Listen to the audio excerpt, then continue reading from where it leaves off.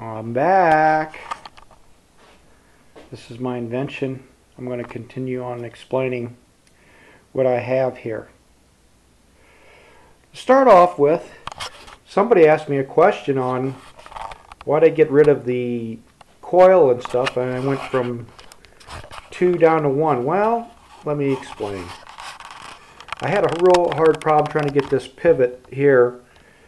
It would like pivot, and it wouldn't pivot in here. And there was a distance, as you could see, when it came out and in, there was like an 1/8 inch distance between here and there.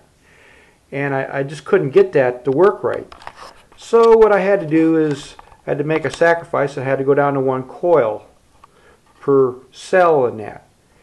And that's what I had the problems with. And that's the reason why I had to go with that design in that. Somebody couldn't figure out why I did that. Well, I had no choice but to do that. Right here's some of the design in that. You could see that here's a cutaway section of it, and that you can see the motors right here, and that, and right here is a gearing, and here's the flywheel that's turning up and down. As that flywheel rotates, it sets off the chain reaction all the way down the line here. As you can see, this is a cutaway section here. Let me zoom right on in here and show you what I got. You can see there's bearings and stuff inside there. There's some shafts, and it's all bolted together from the top. It's all adjustable. I'm bolted on the bottom, and everything's all bolted in here. Let me back out again.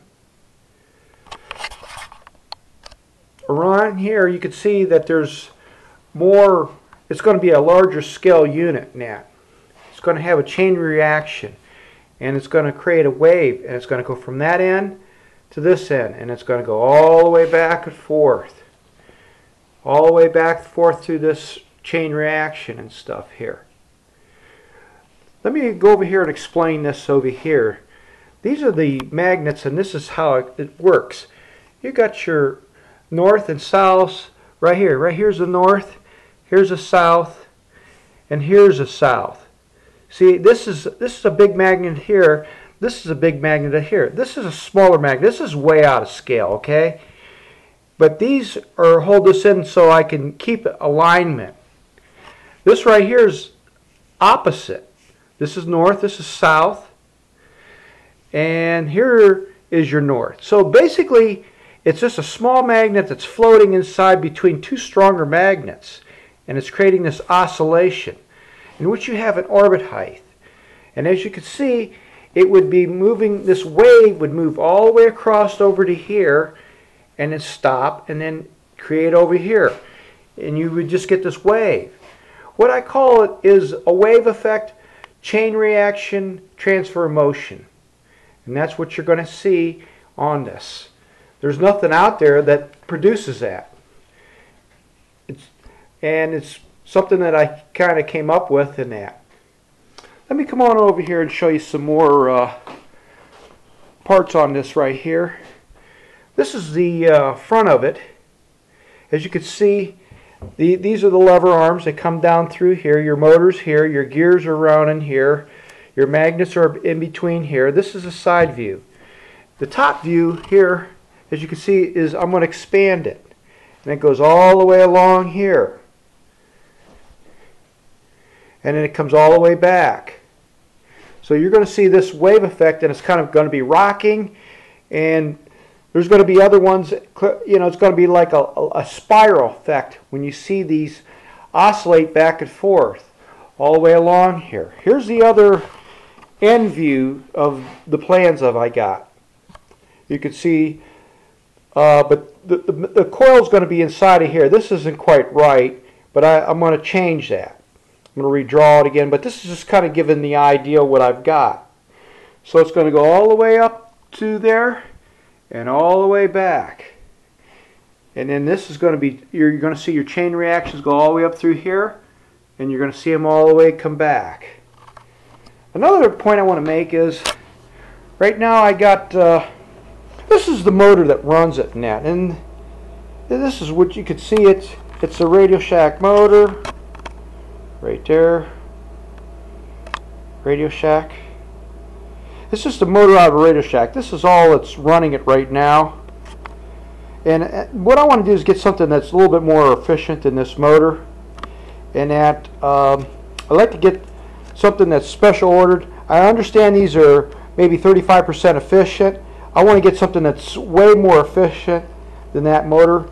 And then I can give me some ideas where I can order something, or somebody could build me something or send something. And I'm going to retrofit it right in there and that. Another thing is, I got these coils here, as you can see. Let me zoom right on in. Here, this one's got like a real fine wire.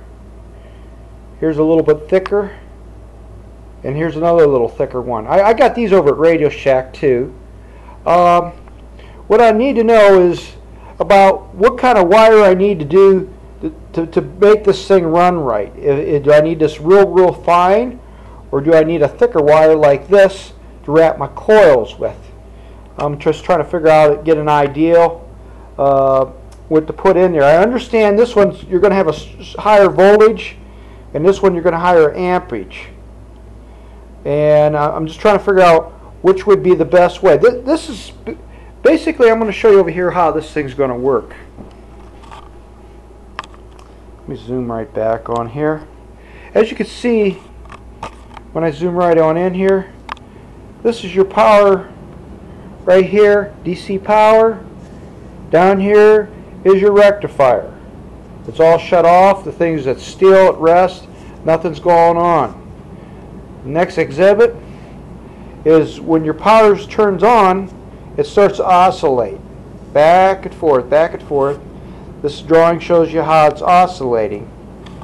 As you can see, the power is on, and the bridge rectifier hasn't kicked in because it hasn't built up. It's this right here showing the CC battery still kicking in. It's oscillating back and forth, as you can see, and it's moving back and forth. It's still kicking off, and then eventually when it starts to build up enough speed, then the battery kicks out and the bridge rectifier is going to kick in. This is not going to play any part into it. It's going to run right on this bridge rectifier, and it's going to be like a capacitor, a fast charging capacitor in between. So that's basically, I know you guys see the batteries. You guys sit there and say, hey, I see the battery in that. I know there's a battery in that running it, and I can see that. But eventually, I'm going to try and get it set up so it's not going to be doing that. Another thing is right here, I noticed this is all made out of aluminum. Somebody said something about, oh, start making it out of plastic. I would like to make it out of plastic, but right now it's not. It's going to change the dynamics of it, and I just can't do that at this point because I'm not sure of the weight distribution on this. And probably in the future we could probably make it out of plastic, but right now the aluminum does not interfere with the magnetics of it. This thing is a very strong, powerful machine. I mean, these magnets in here, you could imagine there's magnets like this all the way through this. I mean, these magnets, there's no way you could pull these two apart. These are 1 inch by 1 inch, and that's what's inside of here. And then there's half-inch by half-inch by 1 inch ones right here. I mean, these things are, this has got such strong fields. You could put this by a TV set and it would turn purple 6 feet away. This would blow up a computer room. I mean, you'd take this invention in a computer room, it'd wipe them all out. I mean, you're talking a lot of magnetism that's coming off this thing right now. It's unbelievable. And you can't hardly understand that, and it's all in this small area. All this magnetism. There's a ton of magnetism going on here, and you don't realize the forces of that. Sometimes I got my fingers beat up, you know, got my fingers pinched. They start bleeding and that, you know, from trying to put these magnets in here, trying to tear it apart. You have no idea what kind of forces I have going on this, and it's just unbelievable.